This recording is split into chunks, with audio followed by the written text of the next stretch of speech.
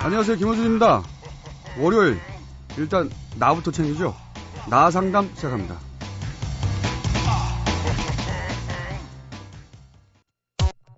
김어준의 색다른 상담소.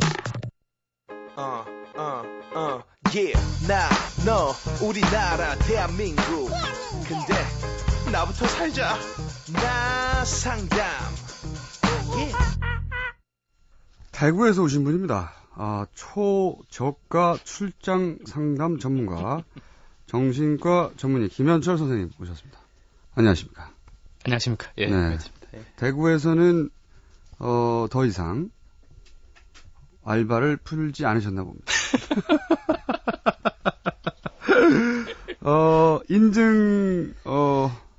다른 지역에서 김현철 선생님의 상담이 너무나 인상적이고 도움이 됐다 하는 인증글들이 10개 이상 쌓일 시 한두 개 안 되고 10개 이상 축적될 시 선생님께 저희가 얼마 전에 쓰신 책이 있어요. 그 책 받아서 여러분께 보내드리도록 하겠습니다. 예, 건투를 빌겠습니다. 예. 10개 이상 쌓일 시. 예, 예. 자, 그럼 상담. 오늘 고민 먼저 들어보시겠습니다. 충남에 사시는 최모 씨의 고민입니다. 저는 나이가 올해 31살이고요. 아직까지 운전면허가 없습니다. 이유는 운전에 대한 공포 때문이죠. 제 경우는 초보 운전자들이 느끼는 그런 불안, 긴장 이런 건 아니고요. 인도에 있는 사람이 갑자기 제 차로 넘어져서 차에 치일 것 같고 또 하늘에서 사람이 제 차에 뚝 떨어질 것 같은 생각도 듭니다. 재수없게 자살하려는 행인이 제 차에 뛰어드는 상상도 하고 인생을 포기한 다른 차 운전자가 제 차에 충돌하는 생각도 합니다. 그리고 주행하는 차량의 유리에 비치는 달려오는 듯한 풍경도 때론 무섭게 느껴질 때가 있습니다. 어떻게 해야 이런 생각들을 떨쳐낼 수 있을까요? 네, 운전을 하고 있는데 불안한 게 아니라, 네. 아예 운전면허를 딸 엄두도 못 낼 정도로, 인도에 있는 사람이 갑자기 차로 뛰어들 것 같고, 하늘에서 뭐가 떨어질 것 같고, 네. 글쎄요, 저도 운전을 하긴 합니다만, 하루에도 한두 번 이상, 네. 크고 작은 위험을 느낄 때가 있긴 있죠. 예, 그건 뭐 정상적으로. 예, 예. 그런데, 네. 정상적으로 차를 달리고 있는데 인도에 있는 분이 갑자기 달려들어가지고 내 차 앞으로 뛰어올 것이다. 네. 이런 생각을 맨날 하지는 않거든요. 그러니까. 예. 네. 하늘에서 뭐가 뚝 떨어질 것이다. 네. 그럴 수도 있긴 있죠. 있긴 있죠. 네. 예, 예, 예. 100만 분의 1 정도로. 네. 있긴 있지만, 예. 그게 하필 나일 거라는 생각을 하면 살지 않는단 말이죠. 실제로 이제 뭐 공포증이 많은 분들은 아까 같은 말씀하신 대로 확률에 근거해서 이제 인지적인 접근 그래서 이렇게 하니까 이런 생각하지 않으렴 많이 이렇게 치료를 하거든요. 예, 그렇게 하는데 뭐 좀 잘 안 되죠, 사실은. 예. 확률이 2분의 1이어도 저는 걱정이 안 되던데. 10분의 9면요, 10분의 9. 10분의 9여도 예. 닥치면 해결하지 뭐 이렇게 하는 예, 생각하는 주의자입니다. 저는. 예, 알겠습니다. 미리 걱정한다고 바뀌는 건 없잖아요. 맞습니다. 그런데 네. 이분은 왜 그러는 걸까요? 우선 저도 처음에는 당연히 이분이 저는 사실 운전하신 줄 알고 그냥 일반적인 이제 광장 공포증이란 또 병이 있거든요. 말 그대로 이제 어떤 자기가 통제할 수 없는 상황이 됐을 때 예를 들어서 뭐 혼자서 지하철에 가거나 대중교통을 이용할 때 더 심해지고 뭐 자가 운전하더라도 이제 굴 속에 긴 터널 속에 들어갔을 때 이런 데 극심하게 이제 불안을 느끼거나 비행기를 탔을 때 뭐 낙하산이 없으니까 못 뛰어내리잖아요. 예, 그런 경우. 내 운명이 내 네. 손이 아니라 누군가에게. 예, 남의 운명에 있을 혹은 때. 뭐 예. 내가 통제할 수 없는 상황에 맡겨졌을 때. 예. 그럴 때 불안을 느낀다. 예. 어느 정도는 그렇죠, 대부분. 대부분은 그런데 너무 극심한 거예요. 그리고 이게 이건 공황장애나 광장공포증은 아예 타고난 어떤 체질로 저희는 생각하는데요. 신경에서 항상 아드레날린, 자율신경이라는 게 부교감 신경하고 밸런스가 맞춰져야 되는데 태어나실 때부터 약간의 자율신경이 좀 오버가 되신 분이 계세요. 예, 그리고 또 태어나실 때는 괜찮더라도 후천적으로 뭐 부모님 중에 누가 한 분이 일찍 돌아가셨다든지 하면은 또 약간 항상 성장할 때 신경에 어떤 데미지가 와서 그런 어떤 자율신경이 과각성 되는 분이 계시기 때문에 이유도 없이 예, 갑자기 막 이게 심해지는데 어느 정도냐면 그냥 불안해 이게 아니고요. 진짜 죽는 줄 알고 119를 부릅니다. 진짜 자기 심장이 멎는 줄 알고. 예. 가만히 아무 사고 없이 있다가 있는데 예. 심장이 멎는 줄 알고. 예. 그런 예. 증상을 뭐라고 부른다고요? 공황. 공황장애요? 공황. 예. 그렇게 아예 신경 전달 물질이 불균형하게 분비된다든가 네. 말씀하신 대로 예. 이거는 어떻게 해야 됩니까? 그럴 경우에는 일단 공황장애부터 얘기하자면 예, 의학적으로 실제로 뭐 판명이 났다면 이제 세로토닌이라는 호르몬이 있거든요. 이렇게 안정적인 마음에 들게 하는. 예. 네. 그 호르몬의 분비를 이제 안정화시키는 약제가 있습니다. 그거는 뭐 중독성이나 이런 게 있는 건 절대 아니고요. 그렇군요. 예. 그래서 그렇게 충동을 억제하는 뭐 그런. 공황 발작 자체를 이제 낮춰주는 거죠. 근데 그 약을 좀 오래 드셔줘야 돼요, 사실은. 그래야지 신경의 그 세로토닌을 받는 수용체가 그렇게 많이 드셔야지 좀 이렇게 변화가 되는데 한 뭐 적어도 6개월, 8개월은 기본으로 생각하셔야 돼요. 예. 근데 이런 예. 얘기들을 들을 때마다 네. 생각보다 네. 사람의 마음이라는 게 예. 기계하고 비슷한 면이 있다는 생각이 저는 듭니다. 정말 같은 생각이고요. 예. 사람의 마음이라는 게 예. 사실은 뭐랄까요? 이런 식으로 조절될 수 없을 것이다라고 생각하잖아요. 그렇죠. 예. 그런데 이런 얘기들을 들을 때마다 네. 어떤 특정 화학물질 혹은 신경 전달 예. 물질이 투입되면 네. 그것이 밸런스를 이루어서 네. 마음의 균형을 가져오고 네. 그래서 마음이라는 게 좀 기계하고 비슷한 면이 있구나 하는 생각을 합니다. 컴퓨터랑 거의 비슷한 것 같아요. 진짜. 근데 컴퓨터랑 다른 점은 뭐냐면 컴퓨터 지네끼리 그냥 붙여놓으면은 뭐 건강한 컴퓨터, 고장 컴퓨터면 별로 서로 인터랙션 관계가 없으면 그냥 끝인데 한 컴퓨터가 다른 컴퓨터를 잘 감싸 안으면 다른 컴퓨터가 저절로 좋아지는 느낌이 들어요. 사람 관계에서는. 예. 정반대로 더 나빠지는 경우도 있겠죠. 바이러스처럼. 그럴 수도 있죠. 예. 나쁜 예. 컴퓨터가 네. 좋은 컴퓨터를 먹어버리는 경우도 있겠군요. 근묵자흑이죠. 예. 근묵자흑. 네. 그것은 말이죠. 네. 정신과 전문이기 때문에 나올 수 있는 어떤 전문 용어는 아니기 때문에 네. 자제해 주십시오. 알겠습니다. 그래서 이제 네. 그런데 저도 그런 분인 줄 알았어요. 그냥 광장공포증 일반적인. 근데 보니까 그게 아니고 그냥 운전면허도 안 따신 거예요. 그러니까요. 근데 이게 다른 게 보통 공황장애 하는 분들은 뭐 부산 거제에서 서울까지 가실 때도요. 대중교통 절대 안 타시고 자가 운전해서 가세요. 오히려. 왜? 내가 불안할 때 서야 되니까. 어디 갓길이라도 세워가지고요. 그 정도로 심하시거든요. 그래서 이분들은 비행기는 못하지만 자가 운전 할 수밖에 없는 분들인데 물론 증세가 심하면 이분은 그게 아니고 운전도 안 했다 하니까 예. 운전을 하지 않고서 이러는 거죠 지금. 그렇죠. 아예 이런 예. 마음들 때문에 걱정들 때문에 운전면허 딸 생각 안 하는 거죠. 네. 그래서 이분은 이제 꼭 진단을 붙이자면 만약에 이런 증세 때문에 일상생활에 지장이 많다면 네. 범불안 장애라는 진단을 붙게 되고요. 범불안. 그건 아까 잠깐 말씀하셨던 걱정이 많으시다라는 게 딱 핵심적인 문장이에요, 사실은. 예. 이제 그런데 이 걱정들도 또 사실은 상징적인 의미가 있어요. 모든 걱정, 모든 증상들. 예. 그래서 이분이 왜 운전을 싫어하느냐. 그래서 제가 좀 생각을 해봤는데 물론 데이터 이분 주신 사연이 별로 없어서 이분의 가족 짧긴 하죠. 여러 가지 몰라서 참 힘든데 그냥 일반적인 걸 말씀을 드리자면 첫 번째는 조금 상식적인 얘기를 먼저 드릴게요. 일단 과거에 어떤 교통사고를 경험했거나 아니면 어릴 때 어릴 때 목격했거나 그래서 어떤 그게 이제 아주 강렬하게 기억에 남아버리는데 그렇게 남아버린 기억은 너무 과잉으로 자신을 안전에 자신이 지키려고 안전에 대한 또 어떤 바램도 강렬하고 그렇게 실제로 되어버릴 수 있습니다. 그러니까 예를 들어서 초등학교 때 교통사고를 목격했다. 예. 그리고 일상 중에는 그게 전혀 생각이 나지 않는데 도로 위에 자동차를 보기만 하면 그 어떤 충격이 남아서 그게 이런 형식으로 다시 발현된다. 이렇게 생각할 수 있는 겁니까? 예. 그래서 그런 거는 이제 일반적인 의학적으로 접근해 가는 생각이고요. 근데 이분을 약간 심리적으로 조금 분석을 해보자면 너무 안전에 대한 집착이 많으신 분들은 대부분 이제 이런 거죠.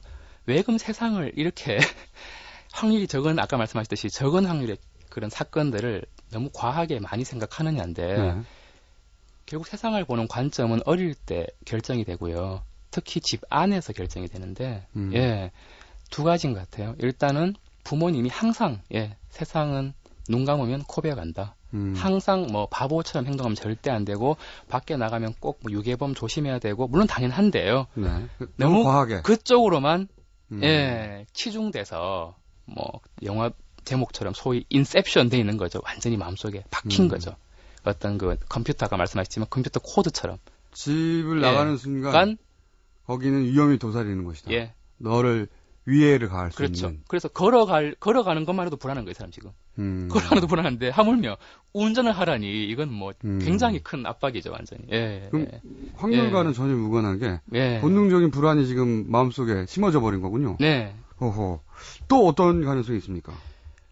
근데 또 이분이 약간 또 재밌는 거는 사실은 뭐 아까 29세라고 했으면 네. 운전을 사실은 배울 법도 하잖아요. 31살입니다. 아, 30살입니까? 네. 예, 예. 똑바로 읽어주시고. 자, 그래서 그러면 뭐 그 운전을 안 하고도 자기가 더 만족을 얻을 수 있는 무언가가 있다는 거거든요. 기혼, 미혼, 유무는 안 밝혀져 있지만 네. 일단 결혼을 안 하셨을 가능성이 있고요. 예. 아마 부모님이랑 같이 사실 가능성이 있어요. 예. 그러시고 여전히 세상으로부터 나를 지켜줄 누군가의 존재를 옆에 둬야 하는. 예. 그리고 뭔가가 끊임없이 자기의 욕구가 부모님에게 좌절됐을 가능성이 있고 그거를 순응했을 가능성이 있어요. 계속 부모님이 그건 위험해서 안 돼. 안 돼. 그럼 아이고 얘 뭐 아마 형제는 또 이 중에 또 이분의 어떤 형제가 또 반대예요. 막 나가. 뭐 막 또 타. 뭐 오토바이 타고 막 그죠? 그럴 수도 있고. 예. 전혀 정반대로 발현된 거죠. 예. 하지 말라고 했더니 하는 걸? 더 하고 싶은. 예. 예. 그래서 그런 형제랑 또 같이 큰 분들은 네. 아, 저 형제는 저렇게 망나니를 같이 크니까 나는 그러지 말아야지. 그리고 나는 최대한 부모님의 기대에 부응하는 사람이 돼야지. 순종적이 되어야지. 예. 근데 그게 사실은 또 부당하잖아요. 네. 부당한 적개심. 억울하죠. 억울하면 그거는. 당연히 사람은 화가 나게 돼 있고 그 적개심이 또 올라오게 돼 있고 그래서 그 적개심 항상 적개심 생기면 뭔가 또 바꿔치기해서. 나쁜 일이 생길 것이다. 뭐 그런 어떤 약간 불길한 예감으로 이어지게 됩니다. 예. 그래서 이분의 어떤 이런 지나치는 부정적인 상황에 대한 너무 극한적인 상황의 걱정 자체는 뭔가가 너무 수능적인 태도가 있을 가능성이 있고요. 예, 그동안 너무나 어떤 부모의 권위나 여기에 안전을 강요받았죠.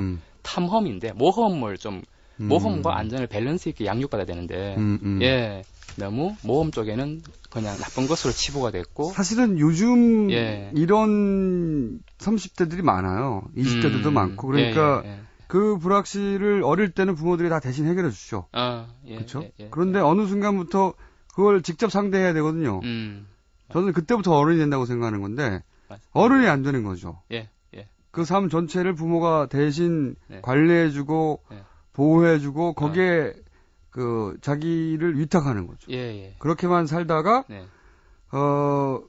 이런 상태에 도달하지 않았나. 저는 그런 생각을 봅니다. 불확실성 저도 동감을 하고 특히나 이제 통제력에 대한 아까 말씀 처음 드렸듯이 통제력도 물론 이번 공황장애 아니긴 하지만 그래도 통제력에 대한 어떤 그 여러 가지 정리가 안 된 마음이 있을 것 같고 그래서 사실은 이 증상의 의미가 좀 다중적인 게 이분이 이렇게 함으로써 얻는 게 더 많아요. 오히려. 어떤 게 있냐면 일단 말 그대로 안전에 대한 확신이 되니까 그건 뭐 현실적으로 바람직한 거고 이분한테는 그리고 두 번째는 사고가 안 나니까. 일단 안전하고 그건 사실이고 그다음 두 번째는 그렇게 함으로써 부모님한테 넌 여전히 우리의 가치관을 받아들이는 착한 아이구나 대접받을 수 있고요. 다른 형제들이 착한 자식이 되는 거고. 오케이. 그리고 세 번째는 반면에 소심한 복수예요, 사실은. 그동안 이렇게 부모님의 말씀에 순응해 오며 하고 싶은 걸 하지 않고서 지낸 데 대해서 한편으로는 또 억울하죠. 그게 숨겨져 있지만 복수도 하는군요. 이렇게 살래매. 안전하게 살래매. 나 그래서 이렇게 살 거야. 계속 살 거야. 예. 투정 부리는 거네요. 그렇죠. 투정이죠. 투정인데 부모님도 애매하죠. 부모님도 애매한 거예요. 이게 뭐야? 이런 거. 부모님은 저는 이해를 못할 것 같아요. 못 하시죠. 근데 이제 이분 딴에는 이게 복수인 거예요, 사실은. 계속 이렇게 사는 것이. 내가 이 꼴로 사는 게 바로 부모 때문이라는 걸 부모한테 보여주려고 하는 거군요. 그렇죠. 또다시. 복잡합니다. 어떻게 맞아야 되나요? 이분 어떻게 되나요? 그래서 제가 약간 드라이브란 이게 운전이 영어로 드라이브지 않습니까? 드라이브가 또 정신 분석에서도 다른다는 뜻이 있어요. 본인의 어떤 사람의 욕구를 뜻하거든요. 충동, 욕구인데 그러니까 그 결국은 정도는 저도 알거든요. 아유, 예. 그래서 자, 근데 그 드라이브 공포라고 다시 말을 바꿔보면 네. 또 드라이브라는 게 또 우리 사람의 어떤 정서 조절과도 비슷합니다. 실제로 학회에서는 어떤 뇌의 어떤 구조를 엔진이라고 비유를 하고요. 네. 그다음에 어떤 조절 능력을 브레이크에 비유를 하거든요. 음. 운전하는 게 사실 우리 정서를 조절하는 거랑 굉장히 유사해요. 그래서 어떤 분들 왜 막 그렇군요. 화가 났는데 화가 날 때 주로 약간 접촉사고 잘 나거든요. 예, 집에서 그렇죠. 싸웠을 때 잘 나고 네. 그렇죠.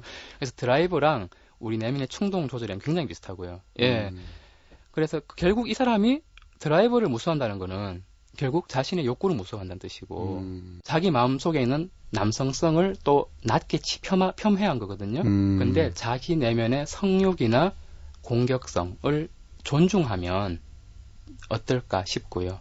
이분은 예. 이분에게 지금 말씀을 하시는 거군요. 예, 이분의 어떤 운전 공포는 좀 뭐 제가 구체적으로 이렇게 뭐 쉬운 데부터 운전하세요라고 하는 거는 좀 그렇고요. 이분 전반적으로 자신 내면을 보는 걸 두려워하는 게 첫 번째고 두 번째는 아까 말씀드렸던 자기 내면에 뭔가 욕구가 꿈틀대고 있는데 그 꿈틀대는 거가 사실은 겁이 나는 거예요. 왜? 자기 욕망을 인정해야 되는데 예, 자기 욕망을 전혀 인정하지 않거나 혹은 인정하기 무서워하거나 네, 인정받아 본 적이 없어서 없고, 예. 없어서 어떻게 하는지도 잘 모르는 거고. 마치 뭐 그랬다가는 무슨 큰일 나는 것처럼. 예. 항상 부모에 의해서 통제되기도 했고 네. 그렇게 통제된 상황이 항상 안전했으니까. 네. 사실은 어떤 의미에서는 불확실한 상황에서 어느 쪽을 선택해야 되는데 이쪽이든 저쪽이든 아예 선택하기가 싫은 거군요. 이분은. 맞습니다. 예. 두려운 거죠. 그 다음 세상을 모르는 거예요. 다음 세상에 김어준님처럼 이런 세상도 있는데. 그러게 말이에요. 이 이야기를 듣다 보니까 저하고의 결정적 차이가 한 가지 있습니다. 이분에. 이분하고 차이 크지 않습니까? 물론 큰데요. 예. 요 사연의 기준에 맞춰보자면 예. 결정적 차이가 한 가지가 있는데 저도 이제 크고 나서 알게 된 사실인데 네. 저는 한 번도 허락을 받아본 적이 없어요. 생각해보니까 커서 알게 됐어요. 예. 워낙 저희 부모님들이 저를 방목하셨기 때문에 오히려 방임? 방임, 방목은 좋은 단어고요. 네. 신경 안 쓰셨어요. 그러다 보니까 네. 제가 커서 물어보기도 했습니다. 혹시 특별한 교육 철학은 있었느냐? 네. 그래서 나를 이렇게 방임한 것이냐? 특별한 교육 철학은 없었다. 당신들 자신도 바빴기 때문에 잘 알아서 크겠지 했다. 네. 근데 예. 부모님한테 가장 먼저 허락을 받잖아요. 네. 내가 이걸 해도 돼? 예. 그리고 이런 생각을 해도 돼? 예. 이런 뭐 행동을 해도 돼? 누굴 만나도 돼? 네. 이런 허락을 해줄 부모님께서 그 자리에 안 계셨기 때문에 허락을 받아본 적이 없어요. 그러니까 어떤 행동을 취할 때 이게 맞나 틀리냐 어떤 피드백을 받지 못했다. 그렇죠. 그러다 보니까 예. 제 머릿속에는 예. 어떤 행동을 할 때 내가 누군가한테 승인을 받아야 돼. 누군가로부터. 이런 생각이 없는 거예요. 근데 이제 예.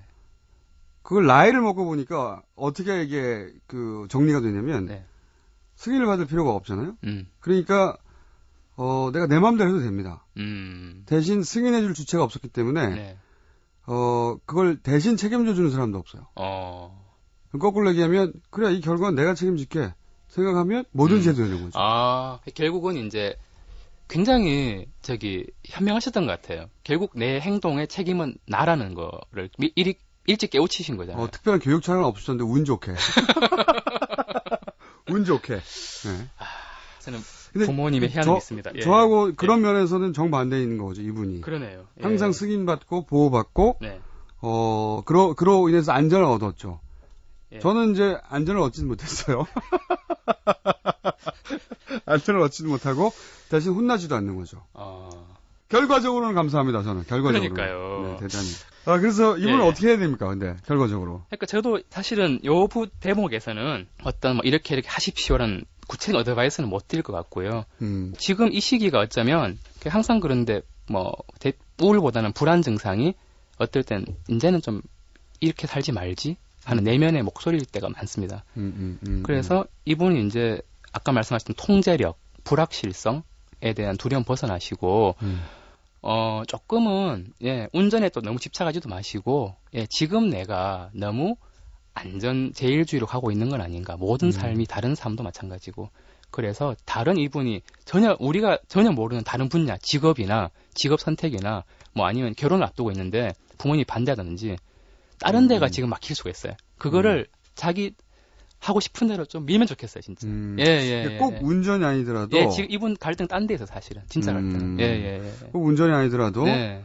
인생의 중요한 결정이거나. 지금 그러실 시기인 것 같아요. 네. 그럴 때 부모님의 원하는 바가 분명히 있을 텐데. 네. 아마도. 예. 그거를 본인이 원하는 게 뭔지 생각해보고. 그 본인의 의사대로 해봐라. 네. 그렇게 해보다 보면. 네. 사실은 전혀 상관없는 것 같지만 운전이 두렵지 않을 수도 있다. 그렇죠. 운전이 문제가 아니다. 지금은. 운전은 그냥 다른 고민의 다른 빙산의 일각일 것 같아요. 현상일 뿐이다. 현상일 뿐이다. 자잘한 현상 중에 하나다. 그렇군요. 항상 증상은 가면을 쓰거든요. 증상은 가면을 쓴다. 마음에 듭니다, 표현이. 하나 건졌고요. 오늘 여기까지 하겠습니다. 감사합니다, 선생님. 감사합니다. 네. 지금까지 저렴한 왕진 선생님, 김현철 선생님이었습니다.